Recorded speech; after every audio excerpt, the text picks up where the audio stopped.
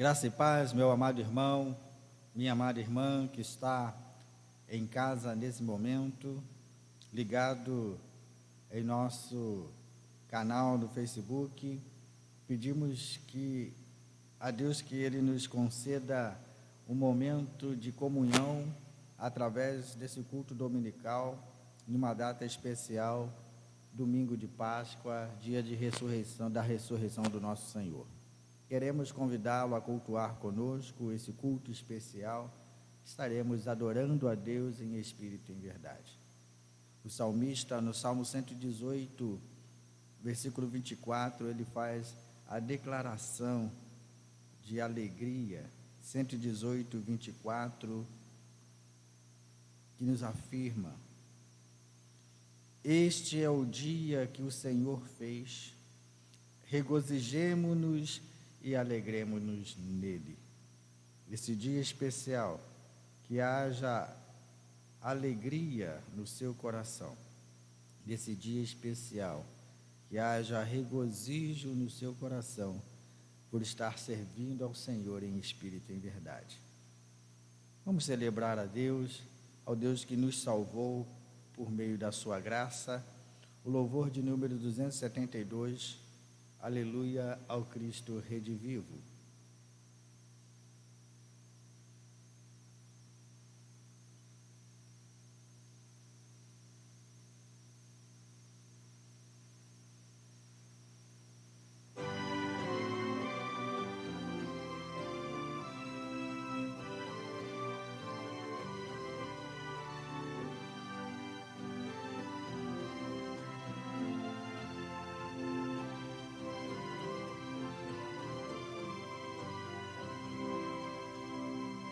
Cristo já ressuscitou, aleluia, sobre a morte triunfou, aleluia.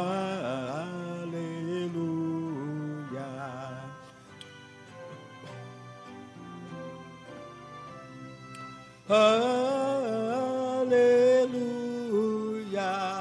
salvação de graça dá, aleluia. Cristo sobre a cruz sofreu, aleluia, e por nós ali morreu, aleluia. Mas agora vivo está, aleluia, para sempre viverá, aleluia.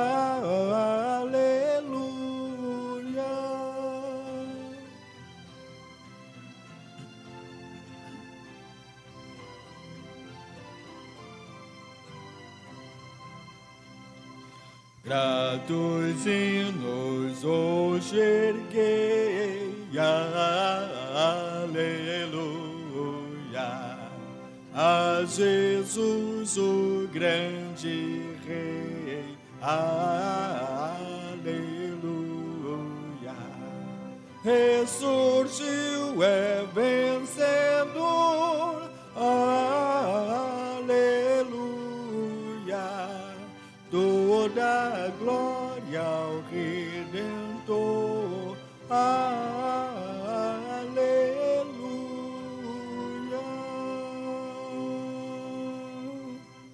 Louvor a Deus pela ressurreição de Jesus Cristo, que nos legou vida e vida abundante.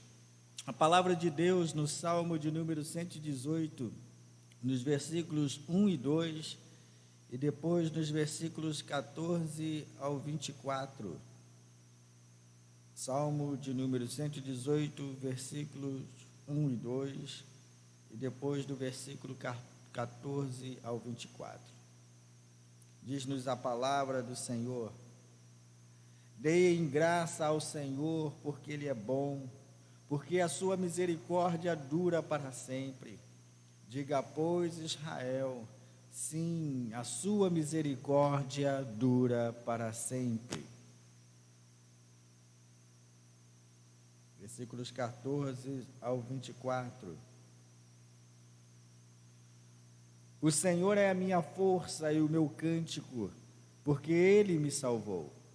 Nas tendas dos justos, a voz de júbilo e de salvação. A mão do Senhor faz proezas. A mão do Senhor se eleva, a mão do Senhor faz proezas. Não morrerei, pelo contrário, viverei e contarei as obras do Senhor.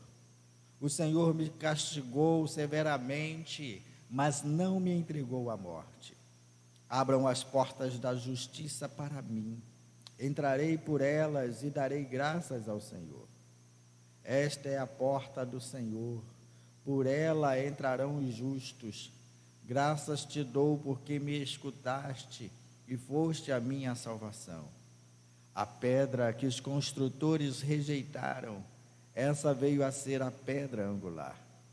Isto procede do Senhor e é maravilhoso aos nossos olhos. Este é o dia que o Senhor fez. Exultemos e alegremo-nos nele. Palavra do Senhor para o nosso coração. Oremos, oração de gratidão a Deus por esse dia que Ele nos concede, a vida, o dom da vida e a alegria de podermos reunirmos em torno da sua palavra. Oremos ao Senhor. Deus querido, nós louvamos o Teu nome. Rendemos graças a Ti, pois Tu és o Deus da nossa vida, o Deus da nossa salvação. Celebramos este dia especialmente por comemorarmos a ressurreição do nosso Senhor. A ressurreição que nos dá a esperança de uma vida nova com Cristo aqui e na eternidade.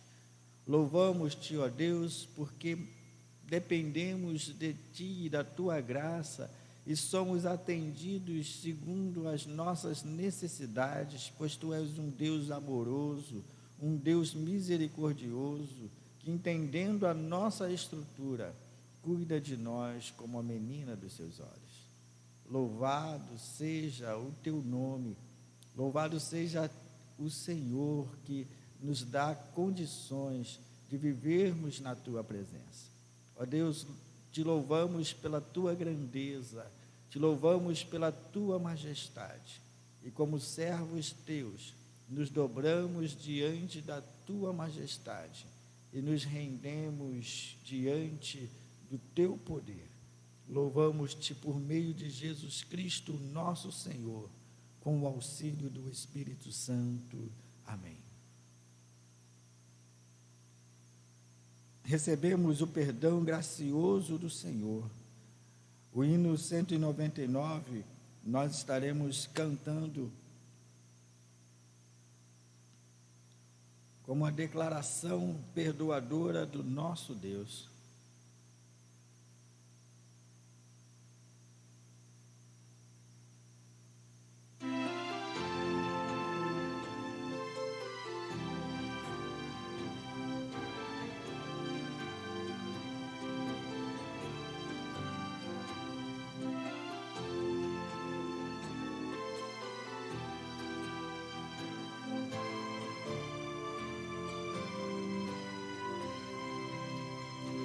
Cristo salva o pecador, dá-lhe novo coração, ao contrito com amor, oferece salvação, confiai em seu poder, confiai em seu amor.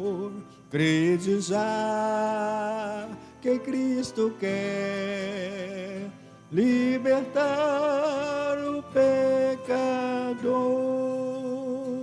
Cristo salva o pecador e concede-lhe perdão. Aceitai o bom Senhor, aceitai a sua oração. Confiai em seu poder, confiai em seu amor, crede já que Cristo quer libertar o pecador.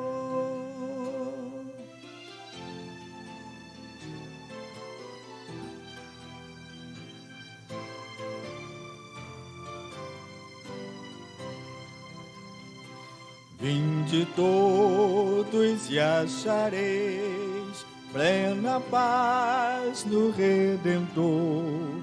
Vinde todos e sabereis vida eterna no Senhor.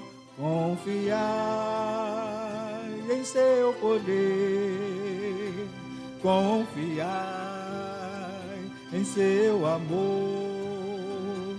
Crede já que Cristo quer libertar o pecador. Aleluia. Confiai no seu poder, confiai no seu amor. Creia que Cristo quer libertar-te por meio da sua graça e por meio do seu amor. Atos, no capítulo 10, do versículo 43, Atos 10, versículo 43, a declaração de que somos todos pecadores está descrita na palavra do Senhor da seguinte forma: dele todos os profetas dão testemunhos de que por meio de seu nome todo aquele que nele crê recebe remissão de pecados. Louvado seja Deus, porque recorremos ao Senhor na nossa fraqueza e cremos que Ele nos remiu por meio do sangue de Jesus Cristo. De modo que, ao pecarmos, temos no Senhor Jesus o nosso advogado, que está diante de Deus, fazendo com que as nossas orações sejam atendidas pelo nosso Pai Celeste, com a aquiescência, com a anuência do nosso Senhor Jesus. Louvamos a Deus pela sua misericórdia em nos conceder Cristo e por meio dele termos o perdão dos nossos pecados. Oremos silenciosamente ao Senhor e logo após estaremos declarando a justiça divina e a oração em voz audível, em gratidão ao perdão divino. Oremos.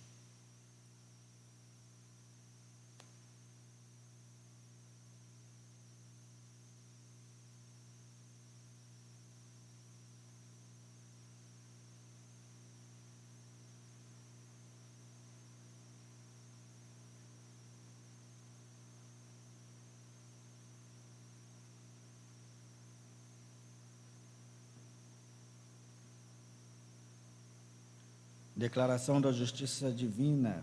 Senhor, em Efésios 2:13, o apóstolo Paulo diz que, mas agora em Cristo Jesus, vocês que antes estavam longe, foram aproximados pelo sangue de Cristo. Deus querido, louvado seja o teu nome, pois recebemos o perdão na pessoa do Senhor Jesus, que nos legou vida eterna, comprando-nos com o seu precioso sangue. Sangue que nos remiu, sangue que nos tirou da mão do inimigo, libertando-nos da escravidão do pecado e nos tornando aceitáveis novamente diante de ti. De modo que o pecado já não tem influência sobre a nossa vida, de modo que não estamos mais debaixo do poder do pecado. Estamos debaixo da orientação do Espírito Santo, ainda que por algumas vezes caímos diante do Senhor, mas Tu és o Deus que nos levanta, caminha conosco e nos ensina que na caminhada temos um alvo a seguir. Perdoa os nossos pecados. Nós suplicamos pelo teu perdão e temos a alegria de encontrar em ti o Pai amoroso, que, conhecendo as nossas fraquezas, por meio de Jesus Cristo, perdoa todos os nossos pecados.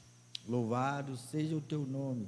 Te oramos por meio de Jesus Cristo, nosso Senhor, com o auxílio do Espírito Santo. Amém. Louvamos a Deus, porque Ele nos libertou das trevas para a sua maravilhosa luz. Queridos, nós estaremos agora colocando a mensagem do Senhor para a sua vida, trazendo para o seu coração a mensagem do Senhor e manifestando a nossa alegria pelo ensino do Senhor.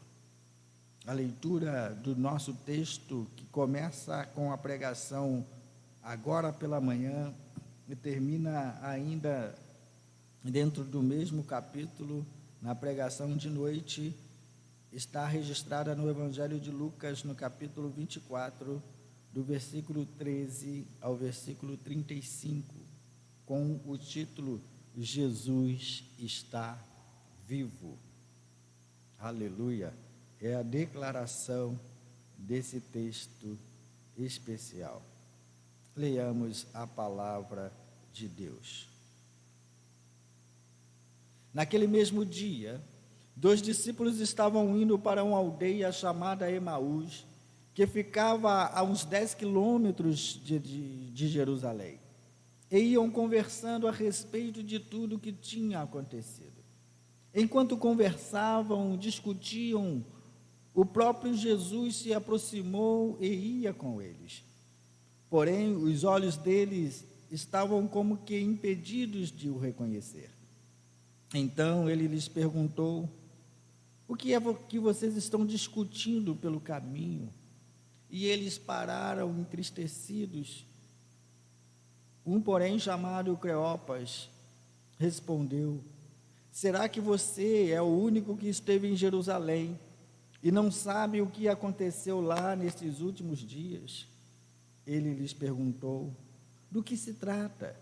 Eles explicaram: aquilo que aconteceu com Jesus, o Nazareno, que era profeta, poderoso em obras e palavras diante de Deus e de todo o povo. E como os principais sacerdotes e as nossas autoridades o entregaram para ser condenado à morte e o crucificaram. Nós esperávamos que fosse ele quem havia de redimir Israel. Mas depois de tudo isto, já estamos no 3º dia desde que essas coisas aconteceram. É verdade também que algumas mulheres do nosso grupo nos surpreenderam, indo de madrugada ao túmulo, e não achando o corpo de Jesus, voltaram dizendo que tinham tido uma visão de anjos, os quais afirmam que ele vive. De fato, alguns dos nossos foram ao túmulo e verificaram a exatidão dos que as mulheres disseram, mas não o viram. Então ele lhes disse: como vocês são insensatos e demoram para crer em tudo que os profetas disseram. Não é verdade que o Cristo tinha de sofrer e entrar na sua glória? E começando por Moisés e todos os profetas, explicou-lhes o que constava a respeito dele em todas as Escrituras.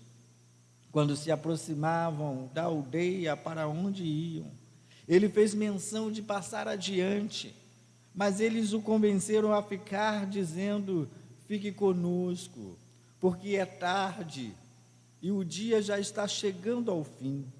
E entrou para ficar com eles. E aconteceu que, quando estavam à mesa, ele pegou o pão e o abençoou, depois partiu e o deu a eles.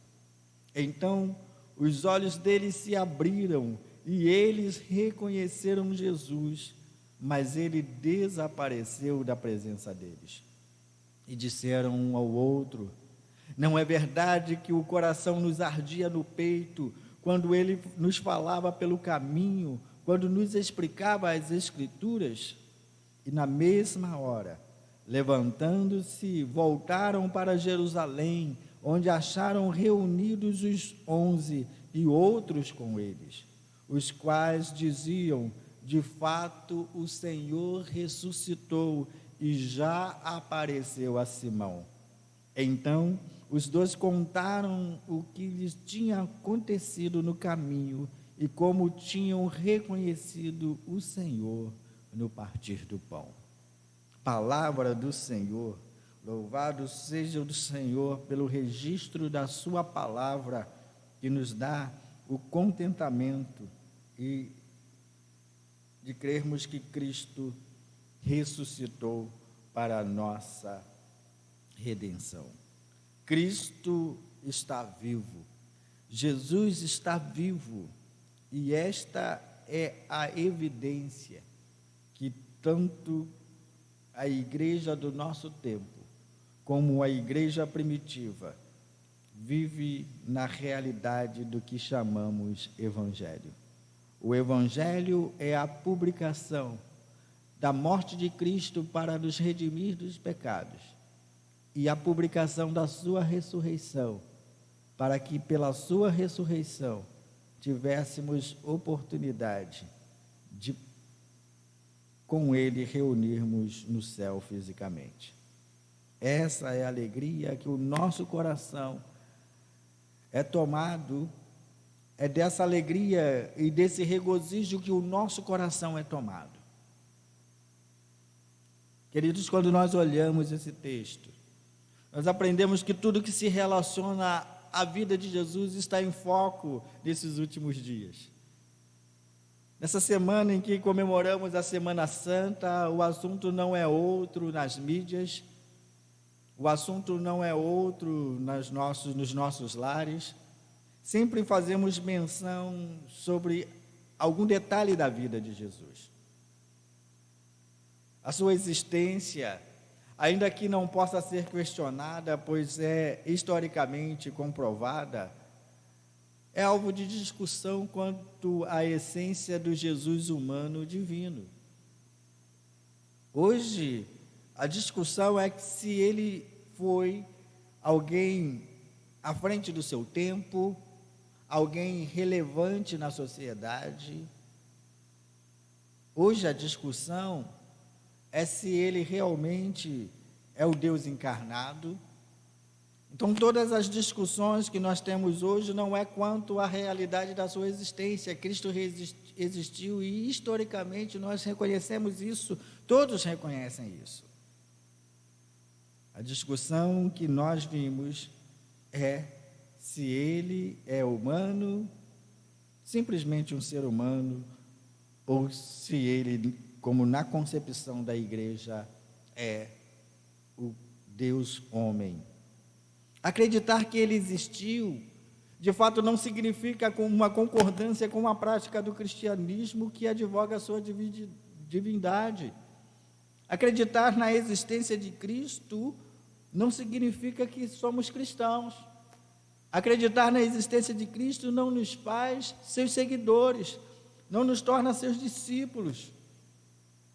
E é fato recorrente de nossos dias, queridos, que a busca do Jesus histórico é o assunto mais concorrido do nosso tempo. As pessoas usam o Evangelho, usam histórias paralelas para comprovar que esse Jesus não passou de um ser humano espetacular à frente do seu tempo, que mudou a realidade do seu mundo, o modo como as pessoas viam as coisas através dos seus ensinos, nada mais do que isso. Isso advoga aqueles que buscam a historicidade da existência de Cristo, negando-lhe a sua divindade e os seus milagres. Seus milagres são explicados como um conhecimento filosófico, uma lição a ser passada para a posteridade. Somos capazes também de nos emocionar com uma cena, uma obra de arte, e, enfim, tudo o que se refere à vida de Jesus, Queridos, nesses últimos dias, o que se passou na mídia sobre filmes relacionados a Jesus e o modo como nós nos emocionamos, as gravuras nos quadros pintados relacionados ao Senhor Jesus, nós somos capazes de nos emocionar com algo referente à sua vida. Mas também isso não significa que a nossa convicção sobre a pessoa de Jesus Cristo nos torne seus discípulos. É possível se emocionar com sua história? Sim. Isso nos faz seus discípulos? Não. O discipulado exige uma vida de obediência, uma vida de caminhada com Deus, em que nos assemelhemos todos os dias à pessoa de Cristo. Portanto, a emoção, ela pode ser real na sua vida. Mas o fato de nos emocionarmos com sua história, não nos tornamos seus discípulos. Uma análise interessante no texto do Evangelho também deixa claro que a dúvida daqueles que seguiam os seus ensinos seria capaz de mudar o rumo de suas vidas se não houvesse a intervenção do próprio Cristo. Naturalmente, a gente pode explicar essa análise. 2 discípulos que estão já no 3º dia da morte de Jesus Cristo, voltando para os seus afazeres antigos, acompanharam Jesus até o momento da sua morte, até o momento do seu sepultamento, mas ao acompanhar Jesus nesse tempo, agora entenderam que era necessário voltar para a sua vida antiga, para a aldeia de Emaús, e continuar a sua vida ali, o fim dos seus dias terminando em uma aldeia. Queridos, foi necessário a intervenção do próprio Senhor de Jesus Cristo, para que novamente eles pudessem voltar para o caminho identificado em Atos, no capítulo 9, como era conhecida a igreja primitiva. O caminho, aqueles que eram do caminho, é a esses que Paulo está perseguindo nos versículos iniciais do capítulo 9. Aqueles que estavam no caminho. Quando você lê Atos do capítulo 9, do versículo 1 ao versículo 10, Paulo está perseguindo aqueles que pertencem ao caminho. Queridos, voltar ao caminho é necessário para vencer a incredulidade que muitas vezes assola o nosso coração e nos traz um momento de frieza espiritual. Os discípulos encontram um homem caminhando em direção a Emaús, que percebe a sua tristeza. Os discípulos encontram um homem que parece desconhecer os últimos eventos. Os discípulos no caminho encontram-se com um homem que não parece estar curioso com os últimos acontecimentos de Jerusalém, ainda que eles sejam marcantes. Eles caminham entristecidos. Do versículo 19 ao versículo 23, nós entendemos esse caminhar entristecido, e Jesus, tomando então conta da situação, junta-se a eles no caminho e pergunta, e faz a pergunta: por que estão entristecidos? Por que estão cabisbaixos? Porque essa conversa não é uma conversa agradável para vocês? E ele se dirige em volta a sua atenção agora para o desconhecido e diz: olha, você não é daqui. Você não tem ciência do que aconteceu nos últimos dias. O motivo da nossa tristeza é que tinha um homem poderoso em ação, de ações poderosas, e nós o reputávamos como profeta de Deus. Esse homem, Esse homem, no capítulo 24 de Lucas, no versículo 19, nos ensina que a primeira declaração dos discípulos era de que eles acreditavam que Jesus era um profeta poderoso e em obras diante de Deus e de todo o povo. Mas a morte, queridos, a morte encerra o ciclo da existência, de modo a se desligar junto com esse ciclo todos os atos praticavam, que identificavam uma pessoa que morreu. No final tudo vira uma lembrança, uma lembrança. Eles ainda acrescentam, nós tínhamos a esperança de que ele fosse aquele que remiria Israel dos seus pecados, trouxesse a liberdade de Israel da opressão do inimigo. Nós podemos reconhecer que diante dessa declaração daqueles que tinham a sua esperança depositada no Senhor, quando se associa à incredulidade, a falta de esperança justifica o retorno dos discípulos à vida antiga, deixando a sensação de que viveram um sonho, uma expectativa que se frustrou. Isso tudo aconteceu há 3 dias, diz os discípulos a Jesus. Isso tudo aconteceu há 3 dias. Tempo suficiente para nos conformarmos à realidade. É assim, queridos, que muitas vezes o nosso coração é tomado de assalto de incredulidade, porque nós sempre contamos o tempo e o tornamos suficiente para que a nossa incredulidade tome corpo, tome consistência. É assim. Já faz 3 dias que isso aconteceu. E ao acontecer há 3 dias, em 3 dias, determina o tempo suficiente para que a incredulidade tome forma em nosso coração. É tempo de se conformar com a realidade, de voltar à nossa vida antiga, certos de que as expectativas que tínhamos sobre esse Nazareno, que era um profeta de ações poderosas, e a esperança que havíamos depositado nele, morreu junto com ele, a fim de que o nosso sonho se frustrou, realidade de que a nossa expectativa sobre ele foi frustrada. É assim que muitas vezes também os nossos corações são tomados de assalto pela incredulidade, porque não somos suficientemente capazes de crer no que as Escrituras dizem.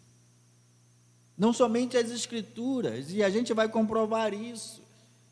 Eles afirmam, olha, é verdade que algumas mulheres foram lá. Algumas mulheres foram, chegaram lá, e de madrugada viram um túmulo vazio. O que aconteceu? O relato das mulheres o corpo havia sumido. Sabe, em tempos tenebrosos, quando a tristeza nos impede de olhar à frente dos nossos olhos, nós cogitamos todas as possibilidades que a razão pode conceber, menos a possibilidade de um milagre. É assim, queridos, quando nós estamos em tremenda dificuldade. Nossas primeiras ações são tomar atitudes de que possam melhorar a nossa situação. Nós cremos na solução ordinária, nós cremos na solução temporal. Da mesma forma, quando afeta a nossa credibilidade, nós somos tentados a crer, a cogitar nas possibilidades que a razão pode conceber é razoável. Sim, eu creio, menos a possibilidade de um milagre. As mulheres também relataram que viram anjos. Dizem os discípulos caminhando, conversando com o desconhecido. Elas disseram que viram anjos. Mas a falta da razoabilidade da ressurreição também alimenta a incredulidade dos discípulos de que as mulheres tivessem visto anjos e recebido a boa notícia de que Jesus estava vivo. O anjo que as mulheres viram, os anjos vistos pelas mulheres, trouxeram também a boa notícia de que Jesus ressuscitou. Queridos, é interessante que os discípulos contam a história de alguém que foi vivenciar, que foi conferir o túmulo vazio. Mas não eram dignas de credibilidade. Não eram dignas de credibilidade porque quando o nosso coração está cerceado pela tristeza, muitas vezes somos impedidos de conceber a possibilidade de um milagre. Ver anjos é muito menos razoável do que a ressurreição. E eles diziam, olha, viram anjos dizendo que ele ressuscitou. Como acreditar? As possibilidades razoáveis eram de que o sepulcro foi vilipendiado, o sepulcro foi, o corpo de Jesus foi tirado do sepulcro e levado para outro lugar, foi roubado. É assim que as nossas motivações nos levam a acreditar, antes de cogitarmos um milagre. O fato que alguns discípulos, homens, correram para o sepulcro, eles também dizem, olha, vamos conferir o que as mulheres disseram. E alguns deles foram correndo ao sepulcro. Mas o que eles puderam confirmar é a evidência que os olhos podem perceber. Tirando a realidade dos anjos que contaram a boa notícia, o que os discípulos viram, inicialmente também foi o que as mulheres presenciaram. O túmulo estava vazio. O túmulo estava vazio. Essa é a conclusão que os discípulos tiveram. Sabe? Os discípulos foram lá. Alguns homens foram lá. Alguns dos nossos, ao ouvirem esse testemunho, chegaram lá. E o que eles puderam comprovar é que realmente o túmulo estava vazio. Não é razoável, queridos, que no momento de tristeza cogitemos a possibilidade de um milagre. Ainda que no depoimento das mulheres, elas dissessem que o anjo trouxe a mensagem de que Jesus estava vivo, a evidência do túmulo vazio era mais forte do que a credibilidade na ressurreição. Somos tentados também a voltar a atenção para o que os nossos olhos veem, impedidos de conceber o milagre divino. Às vezes imaginamos que seríamos diferentes desses discípulos, mas não, seríamos iguais a eles, porque como seres humanos, nós somos suscetíveis a acreditar no que os nossos olhos veem. Eles dizem, os discípulos foram lá, verificaram o que as mulheres disseram, mas não viram. Jesus aponta-lhes, a partir do versículo 25, do 25 ao 27, o desafio de crer. O desconhecido chega para eles contando, agora vocês são insensatos. Vocês chegaram ao limite da insensatez em descrer em tudo que as Escrituras dizem, em tudo que os profetas disseram. Vocês também têm a dificuldade, são lentos para acreditar, demoram para crer. A consulta que vocês fazem aos profetas, elas são recorrentes em toda a Escritura. Contudo, vocês têm dificuldade para crer instantaneamente. O desconhecido que não estava informado sobre os últimos acontecimentos, queridos, estava consciente e sabia exatamente o que os profetas diziam a respeito de Cristo. Dizia: não é verdade? Não é verdade que Cristo tinha de sofrer e entrar na sua glória? Voltar a atenção para o que os profetas diziam fez com que os discípulos tirassem os olhos da realidade difícil que estavam enfrentando. É preciso ouvir com atenção, é preciso consultar o seu passado, é preciso ir além da sua existência, a fim de que o que os profetas disseram, ainda que isso suplante o momento da nossa existência, seja anterior à nossa existência, deveria ser digno de crédito. Entender o momento em que estavam vivendo. Para isso era necessário olhar para trás e além da sua existência. O Cristo tinha de sofrer e entrar na glória. É a pergunta de Jesus. Não é isso que os profetas dizem durante toda a Escritura? No decorrer de todas as Escrituras? Não é isso que ouvimos dos profetas? Não é isso que está registrado nas Escrituras? Isso tudo está previsto. Esse acontecimento não deveria ser novidade para vocês.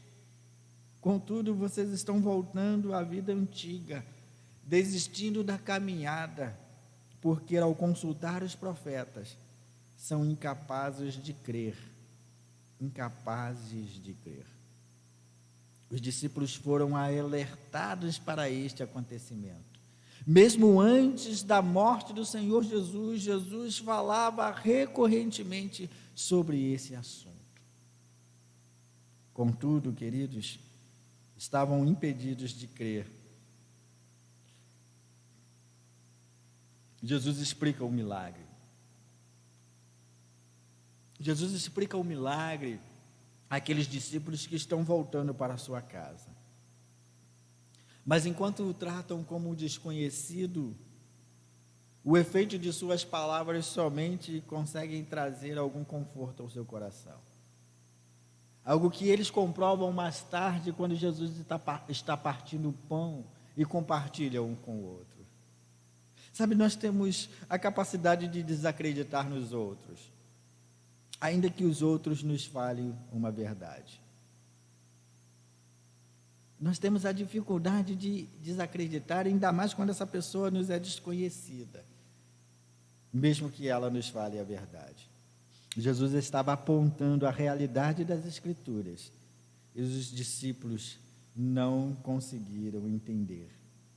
As Escrituras apontam o milagre não como algo razoável ou previsível, mas a essência de um milagre ultrapassa os limites da razão e exprime algo certo de acontecer. Não é razoável, queridos, porque senão não seria milagre. Milagre não toca a realidade do que é ordinário, das coisas ordinárias que acontecem rotineiramente. Isso não pode ser identificado como milagre. É milagre exatamente pela sua essência e não acontecer dentro das nossas rotinas. E também o milagre, ele não é algo previsível somente, ele é certo de acontecer. Segundo uma profecia que Deus fala através da sua palavra, não indica uma possibilidade, é uma certeza. Os milagres, eles têm essas duas características. Ele foge à razoabilidade. Porque se queremos buscar uma razão no milagre, nós não podemos compreender. Ele foge também à ideia do que é previsível, de coisas possíveis que podem ou não acontecer.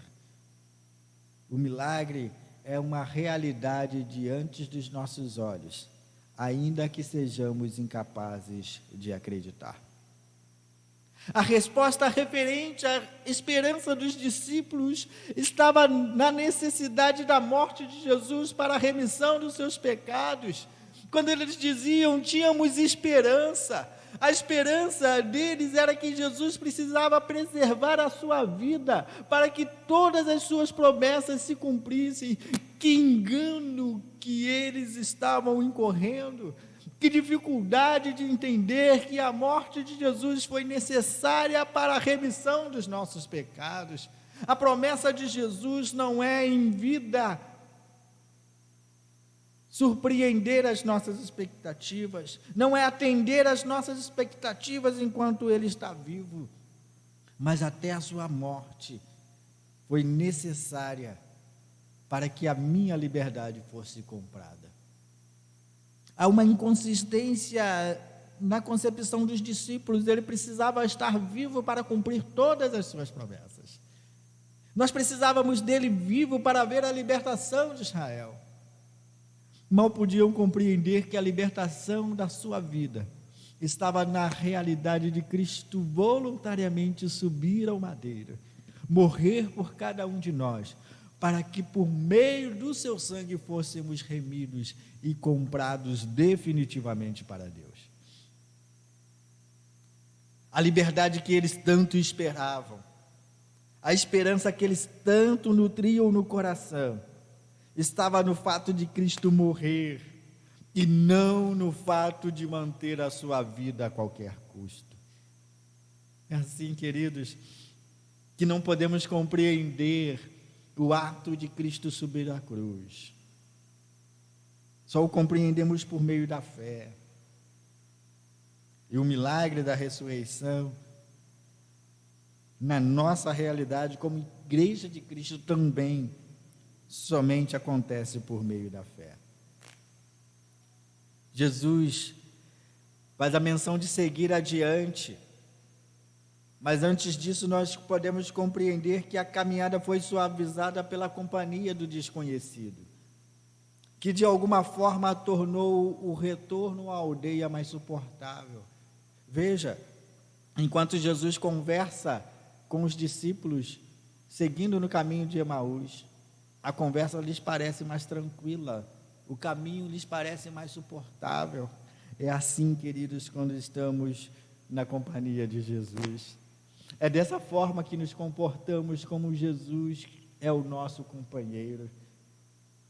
Ele nos fala e a sua voz nos traz tranquilidade. As lutas nos parecem mais suportáveis. As agruras da vida nos parecem mais uma caminhada mais fácil de trilhar. A presença de Jesus tornou o retorno à aldeia mais suportável. Ele faz menção de ir à frente. E os discípulos então o convidam a permanecer com eles.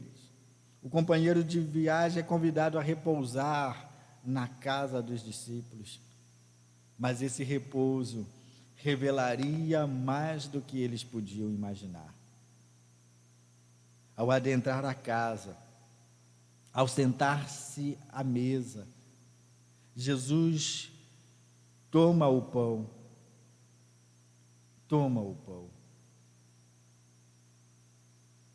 E ele é reconhecido quando dá graças a Deus. Ele toma o pão, abençoa, e como ele fazia, sendo ele o provedor do grupo apostólico e de todos os seus discípulos, deu aos seus discípulos. Ele partiu o pão e deu a eles. Nada poderia ser mais significante na figura dos discípulos, de entender que o Deus provedor estava diante deles. O Deus da provisão estava diante deles. E ao reconhecê-lo por esse ato peculiar, Jesus desaparece na frente deles. E o retorno é imediato. O que eles acabam de presenciar é imediato. Em vez de tristeza, há júbilo. No lugar de incerteza, agora reluzia a esperança, e a escuridão da noite não podia impedi-los de encontrar os amigos a fim de contar a novidade. Eles voltam, eles fazem a comprovação de que no caminho os seus corações ardiam pelas palavras do Senhor Jesus, enquanto ele lhes expunha as Escrituras.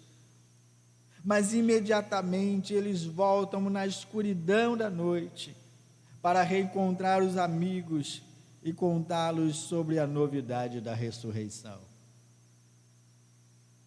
Queridos, Jesus está vivo. Jesus está vivo. E eu não tomei conhecimento de que Jesus está vivo por uma cena de algum filme. Eu não tomei conhecimento de que Jesus está vivo por uma cena espetacular de uma obra de arte pendurada em uma parede.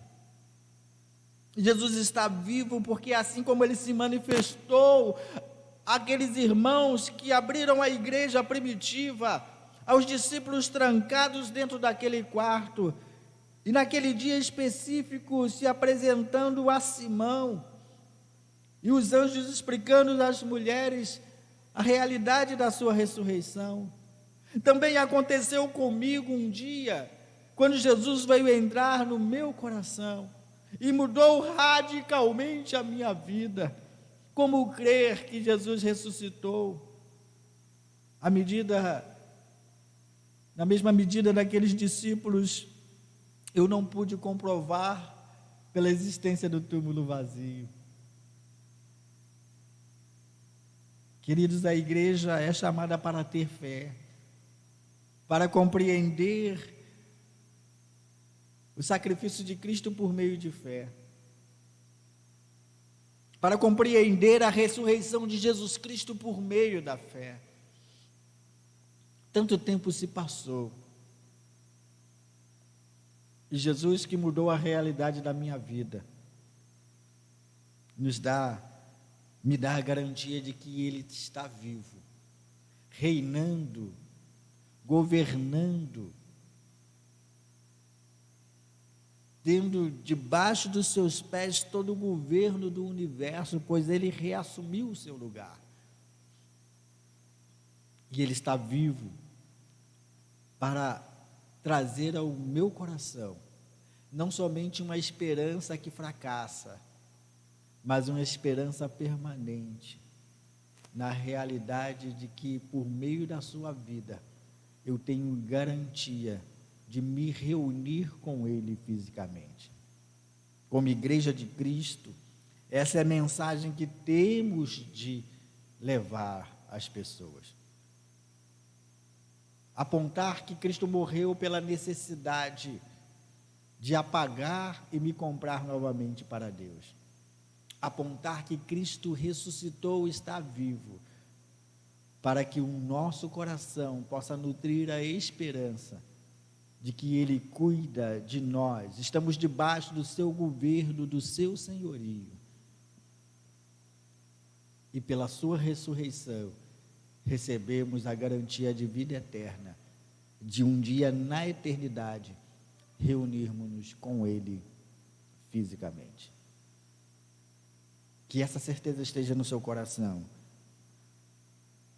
que o Jesus que vive em você não seja a razão de ser consultado em algum filme que exprime alguma verdade, mas que seja a consulta da palavra de Deus que te traz garantias de benefícios aqui e na eternidade. Que Deus te abençoe, meu amado irmão. Que Deus te abençoe, minha amada irmã. Louvado seja Deus pela exposição da sua palavra. Queridos, nós estamos terminando esse momento. À noite estaremos aqui novamente, diante de Deus, a fim de que prestemos um culto de adoração a Deus, em comemoração ainda ao domingo de Páscoa, na celebração da ressurreição de nosso Senhor Jesus Cristo. Convido a você a estar conosco às 19 horas, quando estaremos reunidos aqui, juntamente com a equipe de louvor, para prestarmos um culto de adoração a Deus. Que Deus te abençoe, fique com Deus, comemore esse dia, dedique esse dia ao Senhor, como dedicamos todos os domingos para o louvor e a glória do reino de Deus. Deus te abençoe. Vamos orar? Oremos para a nossa despedida deste culto. Deus, nós te glorificamos, rendemos graças a Ti, pois Tu és o Deus da nossa vida, que nos garante vida por meio de Jesus, na garantia que nós servimos um Deus vivo e verdadeiro, que morreu em nosso lugar, para nos redimir da nossa culpa e nos elevar à condição do que Ele é. Ainda que busquemos aqui na terra, através da santidade que temos que perseguir, temos a esperança de sermos plenamente aperfeiçoados no céu. Louvado seja o Teu nome por essa garantia. Louvado seja o Teu nome pela certeza que nutrimos no nosso coração de reencontrar o nosso Senhor Jesus, que nos salvou por meio da Sua graça e nos garante vida eterna, para que, junto contigo, possamos nos reunir na eternidade. Deus, nós te pedimos que a Tua bênção continue sobre os Teus filhos nesses dias, que todas as lutas e provações façam parte da providência do Senhor, para que a prosperidade chegue à casa dos Teus servos, para que a bênção do Senhor chegue trazendo toda a solução que necessitarem, e segundo a riqueza da Tua glória, nenhum dos Teus filhos passe necessidade. Nós te pedimos por essas bênçãos e te agradecemos no nome de Jesus, o nosso Salvador, hoje e para todo sempre. Amém. Queridos, fique com Deus, que Deus te abençoe e te aguardamos uma vez mais durante a noite, às 19 horas, neste mesmo lugar.